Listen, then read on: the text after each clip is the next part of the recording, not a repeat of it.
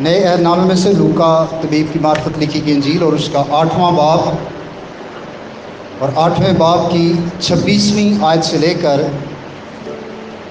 39ویں آیت تک ہم خدا کے کلام کی تلاوت کریں گے۔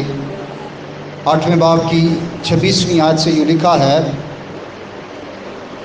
پھر وہ گراسینیوں کے علاقہ میں جا پہنچے جو اس پار گلیل کے سامنے ہے۔ جب وہ کنارے پر اترا تو اس شہر کا ایک مرد اسے ملا جس میں بدروحیں تھیں، اور اس نے بڑی مدت سے کپڑے نہ پہنے تھے، اور وہ گھر میں نہیں بلکہ قبروں میں رہا کرتا تھا۔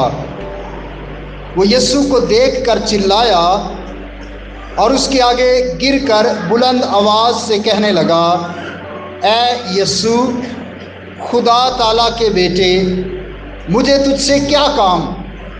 میں تیری منت کرتا ہوں کہ مجھے عذاب میں نہ ڈال، کیونکہ وہ اس ناپاک روح کو حکم دیتا تھا کہ اس آدمی میں سے نکل جا، اس لیے کہ اس نے اس کو اکثر پکڑا تھا، اور ہر چند لوگ اسے زنجیروں اور بیڑیوں سے جکڑ کر قابو میں رکھتے تھے، تو بھی وہ زنجیروں کو توڑ ڈالتا تھا، اور بدروح اس کو بیابانوں میں بھگائے پھرتی تھی۔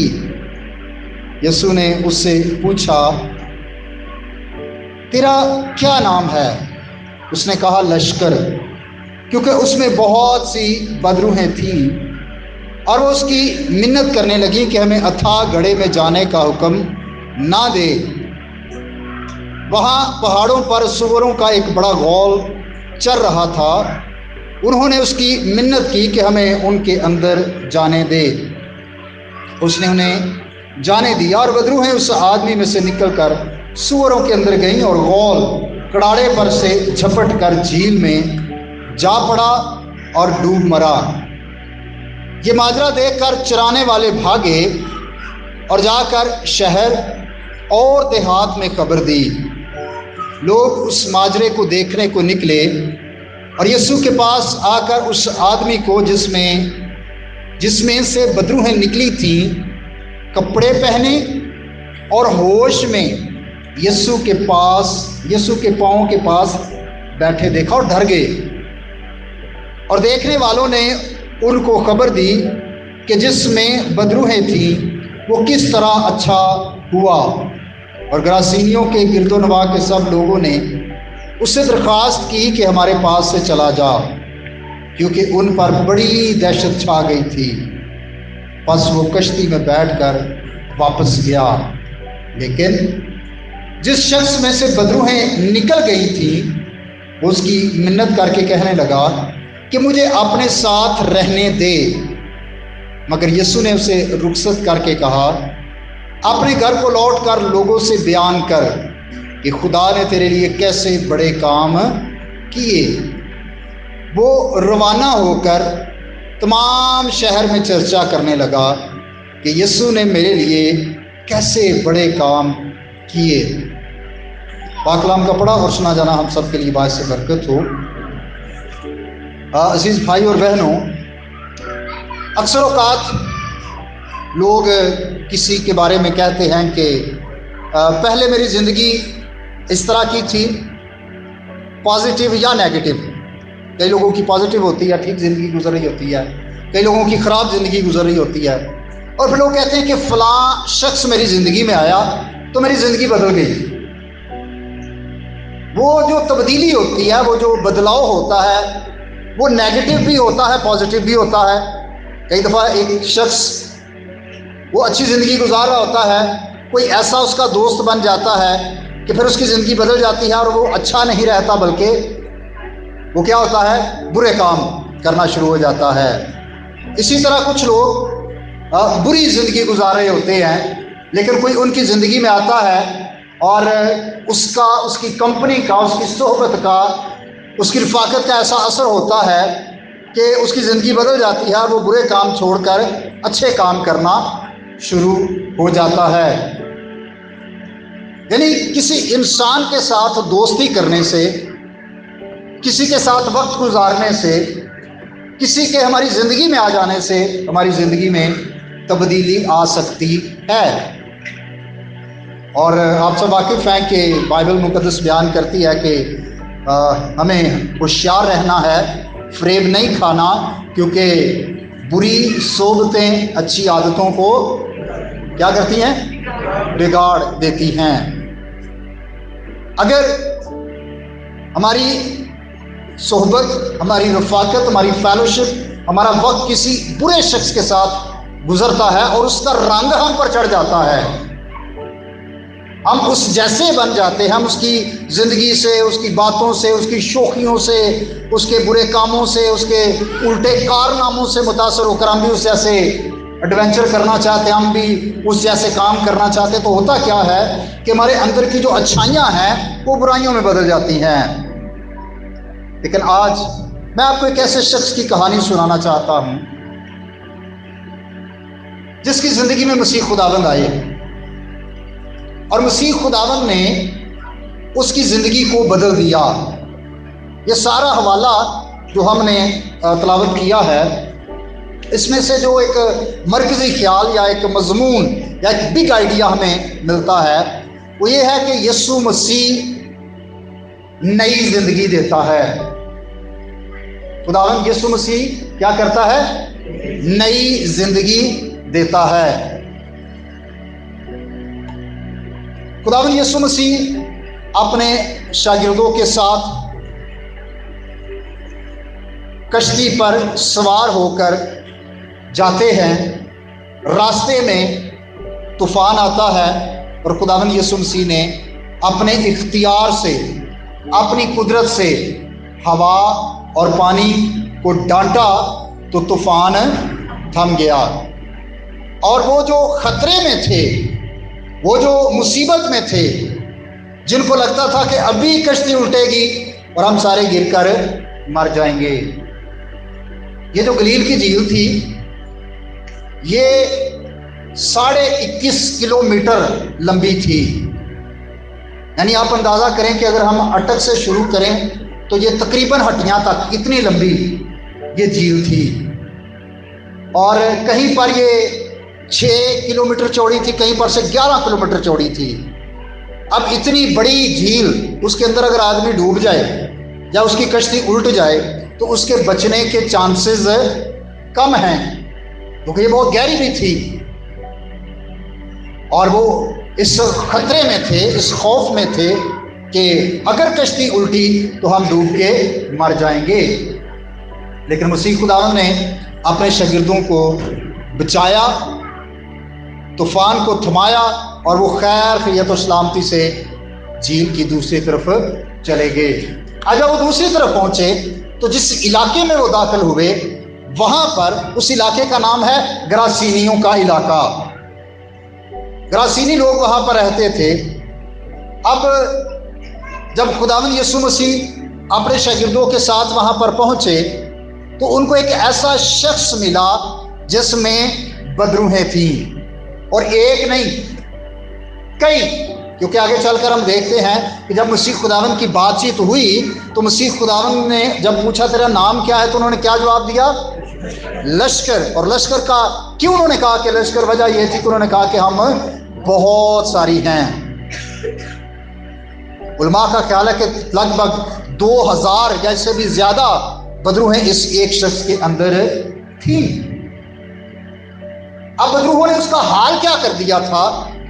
بدروہوں کی وجہ سے اس کی زندگی کیسی ہو گئی تھی؟ لکھا ہے کہ اس نے بڑی مدت سے کپڑے نہیں پہنے تھے۔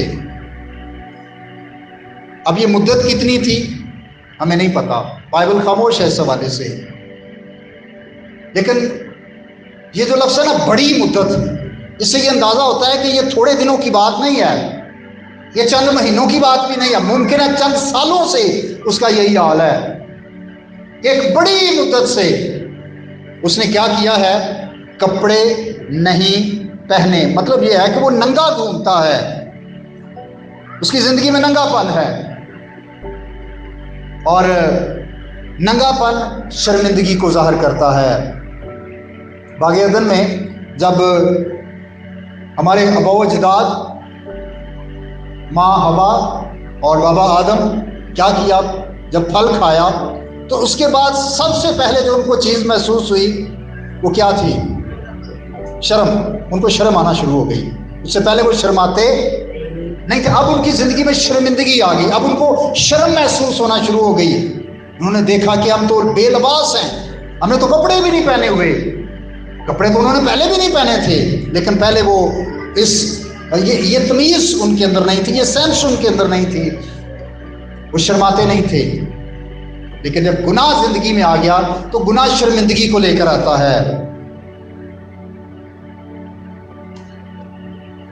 اور اس کا ننگا پن اس بات کو ظاہر کرتا ہے کہ جب ابلیس زندگیوں میں آتا ہے,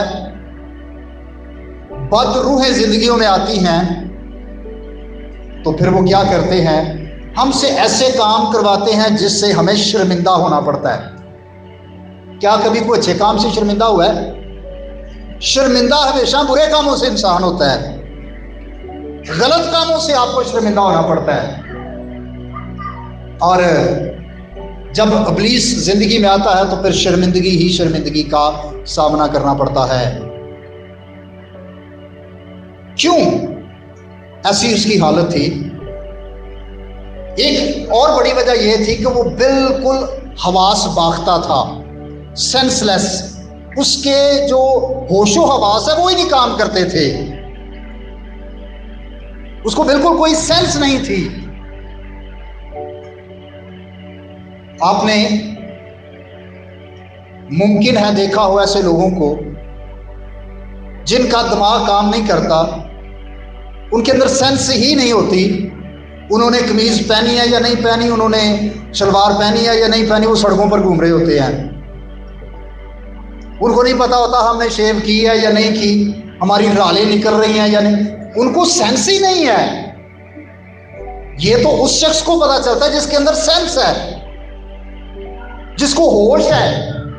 یہ اس کو پتا ہے کہ میں نے کیا پہنا ہے اور کیا نہیں پہنا, یا کیا میں صاف ستھرا ہوں یا میں گندا ہوں. تو جس کے حواس ہی کام نہیں کر رہے, جس کو ہوش ہی نہیں ہے, اس کو کیا پتا. اور بدروحوں نے اس کا یہ حال کر دیا تھا کہ اس کو کوئی سمجھ نہیں آتی تھی کہ میں کیا ہوں, کیسا ہوں, کیا کرنا ہے, کیا نہیں کرنا. اور بھائی اور بہنوں, آج بھی جب ابلیس کسی زندگی میں آتا ہے تو وہ ہمارے حواس پر حملہ کرتا ہے, ہماری مت ماری جاتی ہے, ہماری عقل کام نہیں کرتی کہ ہمیں یہ کام کرنا ہے یا نہیں کرنا. ہمارے پھر حواس ہی نہیں کام کرتے, ہمیں ہوش ہی نہیں رہتا کہ یہ کام غلط ہے یا صحیح ہے. اور یہ ابلیس کا ایک بڑا ہتھیار ہے, وہ ایک بڑا طریقہ ہے کہ وہ ہماری مت مار دیتا ہے, ہمارے دماغ کو کام ہی نہیں کرنے دیتا, ہماری عقل ہی نہیں کام کرتی. میں نے بے شمار ایسے ٹی وی شوز دیکھے جس میں جو کوئی گناہ کرتا ہے یا کوئی جرم کرتا ہے یا کوئی قتل کرتا ہے یا کوئی بھی کوئی غلط کام کرتا ہے تو بعد میں اس کا انٹرویو لیتے ہیں ٹی وی والے رپورٹر آ کے نا, اینکر. تو اس سے پوچھتے ہیں آپ نے یہ کام کیوں کیا؟ تو پہلا تو ان کا جواب یہ ہوتا ہے جی غلطی ہو گئی, ہے نا. عام طور پر اگر آپ نے بھی دیکھے ہوں تو یہی کہتے ہیں جی غلطی ہو گئی. وہ بار بار ان کو ایک ہی پوچھا کہ کیتا کیوں؟ تو پھر کیا وہ کہتے ہیں ہمیں سمجھ نہیں آئی, ہمیں سمجھ ہی نہیں آئی, ہمیں پتہ ہی نہیں چلا. اور آج بھی یہ صرف ان کی بات نہیں ہے جو جن کے انٹرویوز ٹی وی میں آتے ہیں, یہ ہم میں سے بھی کوئی ایسا ہو سکتا ہے کہ جب ہم غلط کام کرتے ہیں اور بعد میں ہماری جب کلاس ہوتی ہے تو ہم کیا کہتے ہیں, سمجھ نہیں آئی, ہم تو پتہ نہیں لگا کہ وہ ہو گیا. تو یاد رکھیے گا کہ ابلیس ہماری سمجھ کو ختم کرتا ہے, ہماری عقل کو ختم کرتا ہے, ہمارے سینسز کام کرنا چھوڑ جاتے ہیں. وہ بعد میں پتہ چلتا ہے کہ وہ یہ تو بڑا غلط کام تھا جو ہم نے کر دیا ہے. تو ابلیس کا یہ ایک طریقہ کار ہے. پھر شخص کی مزید حالت یہ تھی کہ اس کے گھر والے اس کو پکڑتے تھے اور بیڑیوں سے اور زنجیروں سے باندھ دیتے تھے, لیکن اس کے اندر ایک ایسی قوت بدروحوں کے سبب سے آ جاتی تھی کہ وہ زنجیروں کو، بیڑیوں کو وہ توڑ دیتا تھا۔ ابلیس الٹے کاموں کے لیے طاقت بڑی دیتا ہے، اور اس کے اندر ایسی طاقت آ گئی تھی کہ وہ ان زنجیروں کو، ان بیڑیوں کو جس سے اس کو باندھا جاتا تھا وہ توڑ دیتا تھا۔ اور جب آج بھی ابلیس زندگیوں میں آتا ہے تو وہ اصول، وہ ضوابط، وہ قاعدے قانون، وہ قوانین کی بیڑیاں جو ہمیں پہنائی جاتی ہیں، ہم ان حدوں کو توڑ دیتے ہیں، ہم اس قاعدے قانون کی زنجیر کو توڑ دیتے ہیں۔ زنجیر صرف وہی نہیں کہ سانوں کو سنگلی پا کے رکھے، نہیں، یہ اصول جو ہوتے ہیں اس کی بھی یہ بھی ایک قاعدہ قانون ہے نا، ایک زنجیر ہے جس کے تحت ہمیں اپنی زندگی کو گزارنا ہوتا ہے۔ اور اگر ہم قاعدہ و ضوابط کو توڑتے ہیں، ڈسپلن کو توڑتے ہیں، اس کا مطلب یہ ہے کہ ہماری حالت بالکل ایسی ہے کہ اس شخص کو قابو میں کرنے کے لیے، اب دیکھیں ڈسپلن کیوں قائم کیا جاتا ہے کسی بھی جگہ پر؟ لوگوں کو ایک سسٹم میں رکھنے کے لیے۔ اب پی ایس سی کامرہ میں ہم رہتے ہیں، یہاں پہ اگر ڈسپلن ہی نہ ہو، کوئی قاعدہ قانون ہی نہ ہو، کیا ہوگا؟ فرض کریں قاعدہ قانون ہے نا کہ جس نے بھی اندر آنا ہے اپنی انٹری کرانی ہے، اگر یہ قانون ہی نہ ہو اور ہم اس قانون کو ہی توڑ دیں، جو مرضی آ رہا ہے جو مرضی جا رہا ہے، کیا ہوگا؟ کوئی بھی خطرناک شخص اندر داخل ہو سکتا ہے۔ تو جو ہم اپنے خاندان میں یا اپنی زندگی میں یا اپنی کاروباری زندگی میں، پروفیشنل لائف میں جو بھی ہم ڈسپلن قائم کرتے ہیں، ڈسپلن کا مقصد ہے انسان کو اس قاعدے قانون کے تحت قابو میں رکھا جائے۔ لیکن اس شخص کے اندر بدروح تھی اور بدروہیں تھی، تو وہ کیا کرتا تھا؟ ان زنجیروں کو، ان بیڑیوں کو توڑ دیتا تھا۔ ابلیس ہمیں مجبور کرتا ہے کہ ہم قاعدے قوانین کو توڑیں۔ وہ قاعدے قانون چاہے ہمارے گھر کے ہوں، وہ قاعدے قانون چاہے ہماری کلیسیا کے ہوں، وہ قاعدے قانون چاہے ہم جہاں پر جاب کر رہے ہیں وہاں پر ہوں، وہ قاعدہ قانون چاہے ہمارے اسکول، کالج یا یونیورسٹی کا ہو۔ یہ ابلیس ہمیں اس بات کے لیے تیار کرتا ہے۔ اور پھر اس شخص کے بارے میں یہ بھی لکھا ہے کہ یہ اپنے آپ کو زخمی کرتا تھا، گھر میں نہیں رہتا تھا، گھر والے اس کو باندھتے تھے، یہ زنجیریں بیڑیاں توڑ کر باہر بھاگ جاتا تھا، اور کیا کرتا تھا کہ اپنے آپ کو زخمی کرتا تھا، اپنے آپ کو نقصان پہنچاتا تھا، پتھروں سے اپنے آپ کو مارتا تھا۔ جب ابلیس زندگیوں میں ہوتا ہے تو آج بھی کئی لوگ بلیڈ مارتے ہیں، ہے نا، بعض وہاں سے بلیڈ مارے، اپنے آپ کو زخمی کرتے ہیں، نشے میں لگ کے اپنی صحت کا ستیہ ناش کر دیا، رات کو ساری رات جاگ کے گزار دی، نیند نہ پوری ہونے کی وجہ سے اپنی صحت کا بیڑا گرک کر دیا، خودکشی۔ بہت سارے لوگ اپنی زندگی میں نے پچھلے دنوں بھی بتایا، ڈپریشن، بہت سارے لوگ وہ اس بات کے لیے تیار ہوتے ہیں کہ ہم اپنے آپ کو ختم کر دیں، خودکشی پر آمادہ ہو جاتے ہیں۔ بائبل مقدس ہمیں اجازت نہیں دیتی کہ ہم اپنے جسم کو نقصان پہنچائیں۔ اس شخص کو بدروحوں نے اس حد تک لے گئی تھی کہ وہ اپنے آپ کو نقصان پہنچاتا تھا۔ تو بائبل مقدس ہمیں اجازت نہیں دیتی کہ ہم کبھی بھی اپنے جسم کا نقصان کریں، اپنی صحت کا نقصان کریں، اپنے جسم کے اعضاء کو جان بوجھ کر تکلیف میں ڈالیں، بلکہ خدا چاہتا ہے کہ ہم اپنے بدن کا، اپنی روح کا، اپنی صحت کا خیال رکھیں۔ اب یہ شخص کہاں پر رہتا تھا؟ گھر میں نہیں۔ جب اس حوالے کو آپ متی کی انجیل اور مرکز کی انجیل میں بھی پڑھتے ہیں نا، تو وہاں پر یہ بتایا گیا ہے کہ یہ گھر میں نہیں رہتا تھا، یہ قبرستانوں میں رہا کرتا تھا۔ اب اندازہ کریں قبرستانوں میں کون رہتے ہیں؟ تو چکا ہے کوئی جا کے رات ہوتے رہے قبرستان، میں تو نہیں رہوں گا۔ زندہ لوگ قبرستانوں میں نہیں رہتے، قبرستانوں میں مردے رہتے ہیں۔ اس شخص کی حالت ایسی ہو گئی تھی کہ یہ تھا تو زندہ، لیکن یہ قبرستانوں میں رہا کرتا تھا، یعنی گویا ایک طرح سے موت کی حالت میں تھا۔ جیتے جی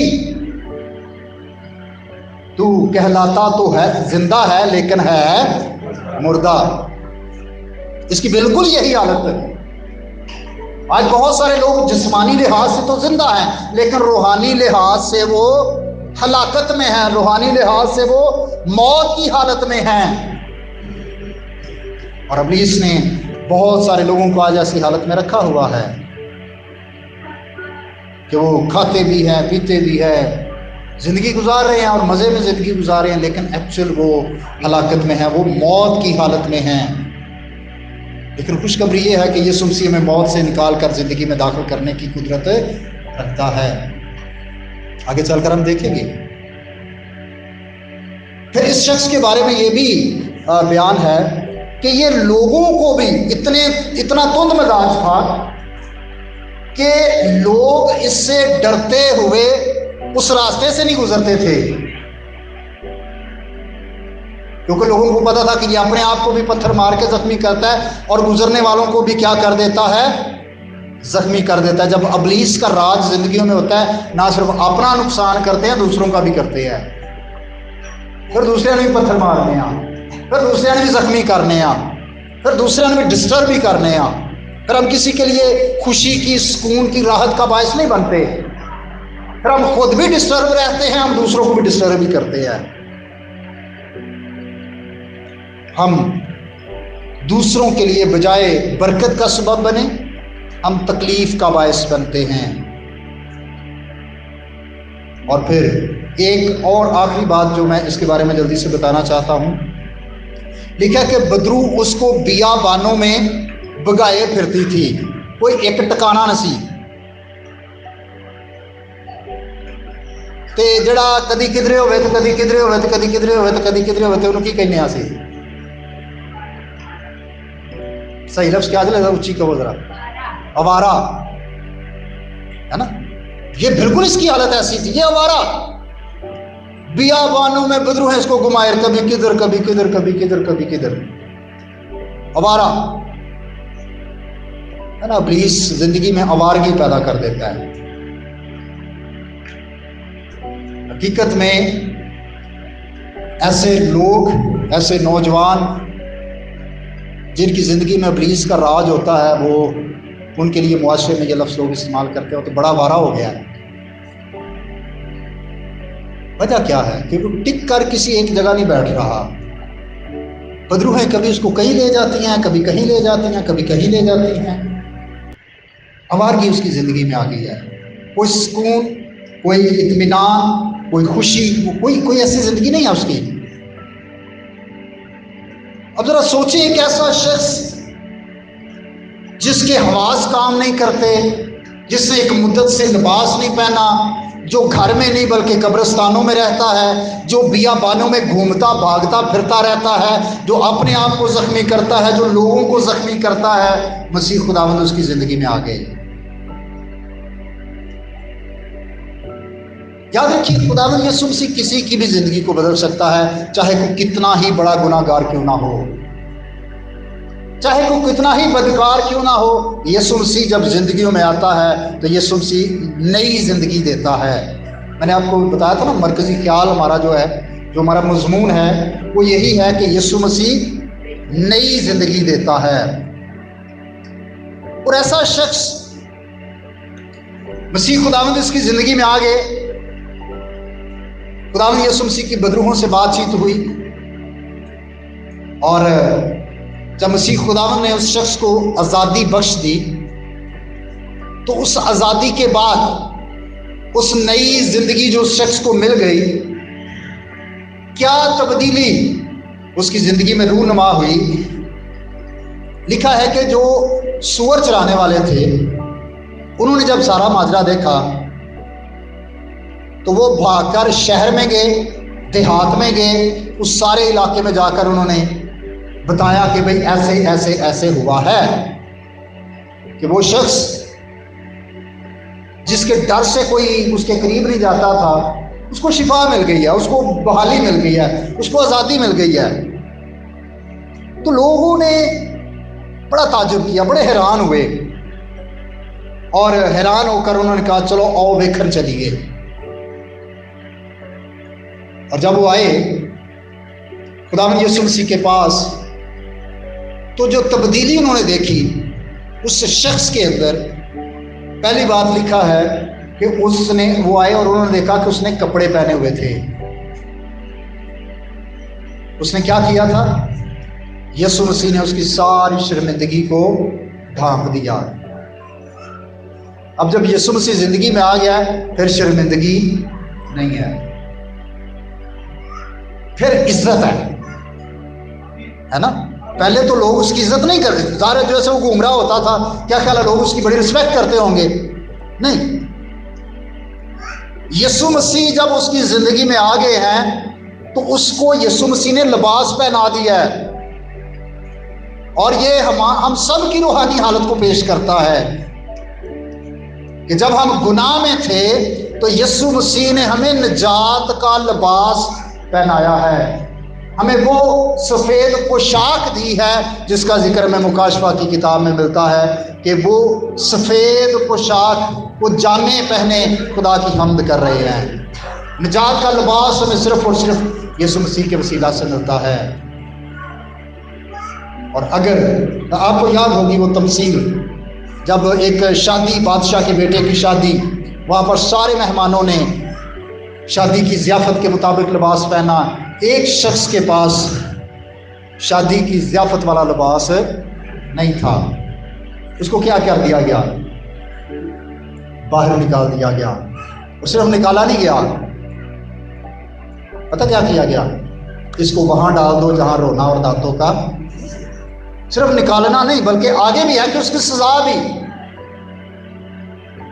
جس کے پاس نجات کا لباس نہیں ہے، جس کو یسوع مسیح نے راست بازی کے کپڑے نہیں پہنائے، آج اس کے لیے موقع ہے کہ وہ یسوع پر ایمان لا کر نجات کا لباس حاصل کر سکتا ہے۔ راست بازی کی پوشاک جس سے ہمارا ننگا پن ڈھانپا جاتا ہے، جس سے ہماری شرمندگی اور ہمارے گناہ ڈھانپے جاتے ہیں، وہ صرف اور صرف یسوع مسیح کی زندگی میں آنے سے ممکن ہوتا ہے۔ اور جب خدا یسوع مسیح زندگی میں آتا ہے، نئی زندگی پر دیتا ہے ہمیں، تو وہ ہمارے ہے نا، دیکھیں باغ عدن میں یہ ہوا، وہ بے لباس ہوئے، مکاشفہ میں ان کو نئے لباس دیے جا رہے ہیں۔ اور یہی یسوع مسیح کا زندگی میں آنے کا ایک بڑا مقصد ہے، وہ ہمیں نجات کا لباس دیتا ہے۔ سوال یہ ہے کہ کیا آپ کے پاس نجات کا یہ لباس ہے؟ کیا آپ کو راست بازی کی یہ پوشاک مل چکی ہے؟ اگر ہے تو شکر گزاری کی بات ہے، اگر نہیں تو آج ہمارے لیے موقع ہے کہ ہم یسوع مسیح پر ایمان لائیں، اسے اپنا شخصی نجات دہندہ قبول کریں تاکہ وہ ہمیں نجات کا لباس بخشے۔ پھر دوسری بات اس کے بارے میں لکھا ہے کہ لوگوں نے اس کو دیکھا کیسے؟ ہوش میں۔ یہ 35ویں آیت ہے 8ویں باب کی، کہ لوگ اس ماجرے کو دیکھنے کو نکلے، یسوع کے پاس آ کر اس آدمی کو جس میں سے بدروہیں نکلی تھی کپڑے پہنے اور ہوش میں، پہلے کی سی ہے نا، بے ہوش تے نہیں سی، لیکن کہہ سکتے ہیں کہ وہ سینسز اس کے کام نہیں کر رہے تھے، جس کے حواس تھے وہ کام نہیں کرتے تھے، اس کو سمجھ ہی نہیں تھی، لیکن اب وہ کیا ہے؟ اب اس کو ہوش آ گئی ہے، ان سے دماغ ٹھکانے آیا ہے، ہم کہہ سکتے ہیں۔ خداوند یسوع مسیح جب زندگی میں آتا ہے ہماری عقل کام کرنا شروع ہو جاتی ہے، اور حقیقت یہ ہے کہ مسیح کے بغیر ہم بے عقلے ہیں، مسیح کے بغیر ہماری کوئی ہوش نہیں ہے، ہمیں کوئی سینس نہیں ہے، لیکن جب ہم مسیح کو قبول کرتے ہیں تو پولس رسول یہ فرماتے ہیں کہ اب ہمیں مسیح کی عقل ہے نا۔ جب مسیح زندگیوں میں آتا ہے تو پھر بے عقل انسان بھی عقل مند ہو جاتے ہیں، کیونکہ ہمیں مسیح کی عقل آ جاتی ہے۔ دنیا کا تو معیار کچھ اور ہے نا۔ دنیا تو کہتی ہے جنہوں نے گھر دانے انہوں نے کملے بھی، جہاں کو پیسہ زیادہ آ گیا وہ جہی بھی گل ہے وہ ٹھیک ہی ہے۔ یہ دنیا کا معیار ہے کہ جس کے پاس پیسہ ہے چاہے وہ بیوقوفی کی بھی گل کرے نا، وہ بعد جو سب بڑی زبردست گل کی جائے، کیوں؟ کیونکہ اس کے پاس صرف پیسہ ہے۔ لیکن مسیح کا یا مسیحی لوگوں کا یہ معیار نہیں ہے۔ بائبل مقدس کہتی ہے، پولس رسول نے لکھا کہ ہمیں مسیح کی عقل ہے، مسیح کی عقل ہم میں آ جاتی ہے۔ ہماری پھر بھی اپنی عقل نہیں ہے، یہ مسیح کی عقل ہے جو مسیح نے ہمارے اندر پیدا کر دی ہے۔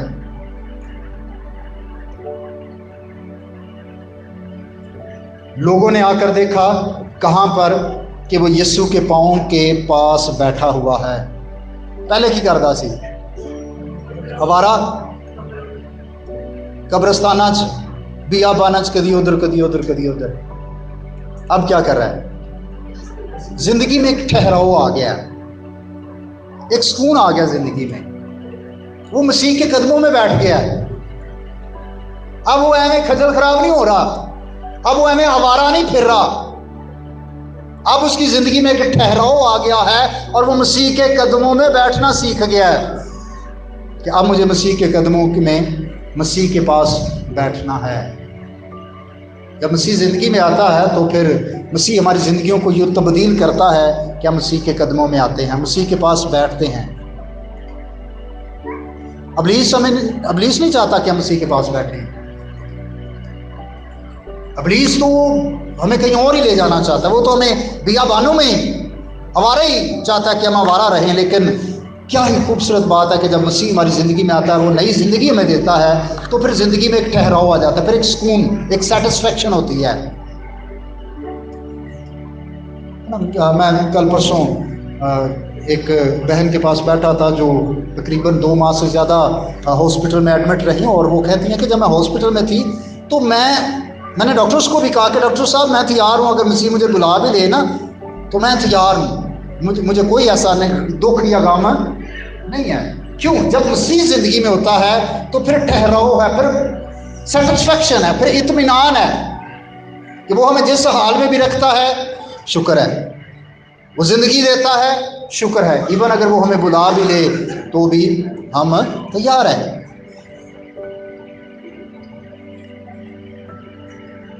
مسیح کے پاس بیٹھنا یہ دعا اور عبادت کو بھی ظاہر کرتا ہے۔ جب مسیح نئی زندگی بخشتا ہے تو پھر دعا کرنا، عبادت کرنا، اس کے حضور میں بیٹھنا اچھا لگتا ہے، پھر خوشی ہوتی ہے۔ ورنہ تو مجبوری ہوندی ہے، دعا کرنا بھی اوکھا لگتا ہے، چرچ جانا بھی مشکل لگتا ہے، سوچنے چلو کوئی بہانہ نکل ہی آئے تو گرجے نہ ہی جانا پوے۔ خدا نو کہہ سکتے خدا تینوں پتا ویخ جانا تو چاہتے سا پر نہ ہونا، کی کر دے ہو؟ کوئی نہیں، اگلے اتوار صحیح، اگلے اتوار نہیں کوئی اور بہانا ذہن چ ہوندا ہے۔ مسیح کے پاس آنا، مسیح کے قدموں میں بیٹھنا، یہ نئی زندگی کا بڑا اہم حصہ ہے۔ لوگوں نے دیکھا کہ اب یہ بدل گیا ہے، اب یہ مسیح کے پاس بیٹھا ہوا ہے، اور کتنا اچھا موقع تھا کہ وہ لوگ بھی مسیح پر ایمان لے آتے ہیں، لیکن وہ مسیح پر ایمان نہیں لائے، بلکہ مسیح کو کہتے ہیں کہ ہمارے پاس سے چلا جا، کیونکہ وہ بڑے ڈر گئے تھے۔ میں بائبل مقدس کو پچھلے دنوں پڑھ رہا تھا اور اس بات پر غور کر رہا تھا کہ جب مسیح خداوند کوئی معجزہ کرتے تھے تو 2-3 طرح کے جو رسپانس ہے وہ ملتے تھے۔ کچھ لوگ بڑے تعجب کرتے تھے، حیران ہوتے تھے، کچھ لوگ خدا کی حمد کرتے تھے، کچھ لوگ مخالفت کرتے تھے۔ ہم کون سی کیٹیگری میں ہیں؟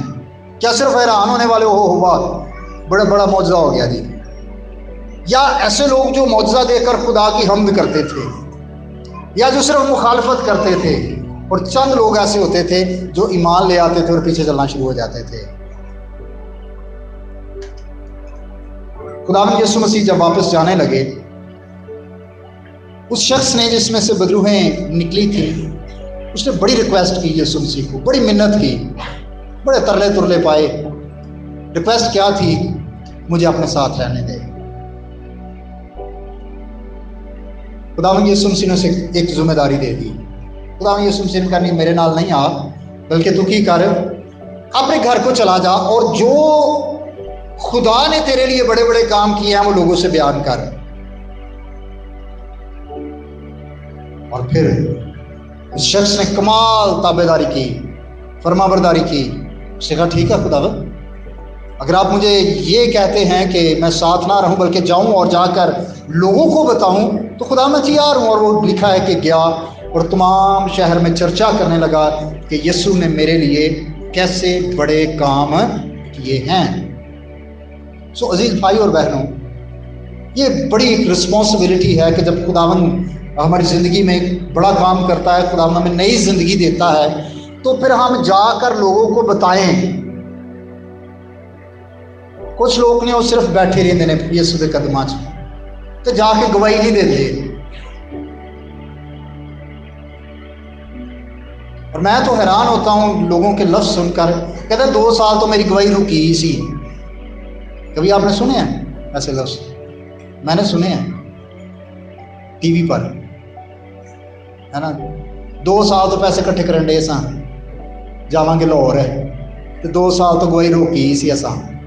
یہ بے وقوفی کی بات ہے، یہ کوئی اتنی سمجھداری کی بات نہیں ہے کہ ہم 2 سال پیسے کٹھے کرتے رہیں کہ سارے کو لاہور کا کرایہ بنے تو پھر اسی ٹی وی تے جا کے گواہی دئیے۔ خدا ہمیں ہر روز اپنے ارد گرد لوگوں کے ساتھ ملاتا ہے، ہم ان کو گواہی دیں۔ کیا جن لوگوں سے ہم ملتے ہیں روز بروز، کیا وہ مسیح کو جانتے ہیں؟ نہیں جانتے۔ آج بھی لوگوں کو ٹھیک ہے ان کو نام کا تو پتہ ہے، لیکن وہ مسیح خداوند کے نجات دہندہ ہونے کے بارے میں یا مسیح خداوند کی قدرت کے بارے میں نہیں جانتے۔ ہم ان لوگوں کو ان بڑے کاموں کے بارے میں بتائیں جو مسیح نے ہماری زندگی میں کیے ہیں، اور یہی گواہی کا جو ذمہ داری ہے خدا نے ہمیں دی ہے۔ تو یہ کتنی بڑی بات ہے کہ جب مسیح خداوند نئی زندگی بخشتے ہیں تو پھر وہ موت کو زندگی میں بدل دیتے ہیں۔ ہم موت سے نکل کر زندگی میں داخل ہو جاتے ہیں، پھر ہمارے سینسز کام کرتے ہیں، پھر ہمیں اچھے برے کی سمجھ آ جاتی ہے، پھر وہ ہمیں نجات کا جب لباس دیتا ہے، پھر ہمیں وہ توفیق بخشتا ہے کہ ہم اس کے قدموں میں اس کے پاس بیٹھیں، دعا میں، عبادت میں، کلام کے گیان دہان میں، کلام کے پڑھنے میں، سننے میں، سیکھنے میں، اور پھر جو اس نے ہمارے لیے کیا ہے ہم دوسروں کو بھی بتائیں۔ عزیز بھائی اور بہنوں، ضرور ہے کہ ہم مسیح کے وسیلہ سے اس نئی زندگی کو حاصل کریں، کیونکہ اس نئی زندگی میں اطمینان ہے، اس نئی زندگی میں خوشی ہے، اس نئی زندگی میں برکات ہیں، اس نئی زندگی میں عزت ہے، سمجھ ہے، عقل ہے، خدا مقام اور مرتبہ دیتا ہے۔ میں کئی بار اپنی زندگی کے بارے میں سوچتا ہوں کہ میں نے تو ایڈی عقل ہی کو نہیں سی، میں تو اٹھن بیٹھن کا بھی نہیں سی پتا، لیکن مسیح کی عقل ہے کہ آج ہم لوگوں کو سمجھا رہے ہوتے کہ تیاری تیاری کرو، اور لوگ ہم سے مشورے لیتے ہیں، اور وہ اس بات کا اس کو بیان بھی کرتے ہیں، اس کی گواہی بھی دیتے ہیں کہ جی بس تہاڈی گل منی ٹھیک ہو گیا، مسئلے حل ہو گئے سارے۔ اب وہ سمجھ میری نہیں ہے، وہ مسیح کی عقل ہے جو ہم میں ہے، اور مسیح کی عقل کے مطابق ہم لوگوں کی کاؤنسلنگ کرتے ہیں، ان کو اچھا مشورہ دیتے ہیں۔ اور یہ کیسے ممکن ہے؟ جب مسیح ہماری زندگی میں آتا اور ہمیں نئی زندگی بخشتا ہے۔ بھائی اور بہنوں، ضرور ہے کہ ہم یسوع مسیح کے پاس آئیں اور اس کے وسیلہ سے نئی زندگی کو حاصل کریں۔ خدا آپ سب کو آج کے پاک کلام کے وسیلہ سے کثرت کی برکت بخشے، آمین۔ تک ہمارا چینل سبسکرائب نہیں کیا تو ابھی سبسکرائب کریں اور بیل آئیکن کو کلک کر کے ہماری لیٹسٹ ویڈیوز کے بارے میں اپڈیٹ جانیں۔